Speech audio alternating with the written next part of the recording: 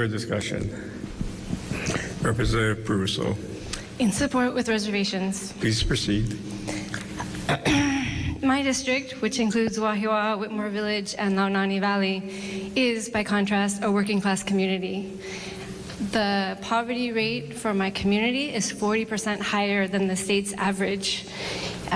My constituents are among the 269,000 workers in the state who will benefit if the minimum wage is raised to $17 by 2024.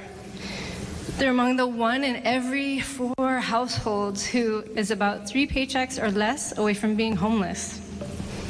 The people who benefit from minimum wage increases are not simply young entry-level employees.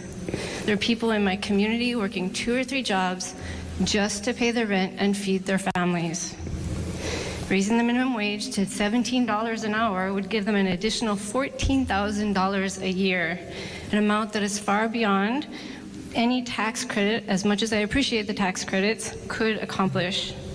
So we've often taken steps in this body to assist businesses in the community and in the islands. And now I think we must support workers, especially in this economic climate, who drive the productivity of our economy. Minimum wage workers do not spend their paychecks buying stocks and bonds. Instead, they buy basic necessities and small comforts, putting their money back into the local economy, into local businesses, and increasing everyone's prosperity. The opposition to a living wage can best be summed up by Tom Yamachika from the Tax Foundation of Hawaii. In an editorial Mr. Yamachika wrote for Civil Beat earlier this year, he asked, quote, "Are we willing to say, as a society, that someone with 0 skills who is willing to work 40 hours at something, a plantation worker comes to mind, is entitled to be paid enough to make ends meet here?" Unquote. Of course they are. Everyone is entitled to earn enough to survive. A living wage is a human right.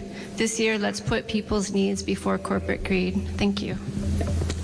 Thank you. Any further discussion? Representative Johansson. Thank you, Mr. Speaker. In support.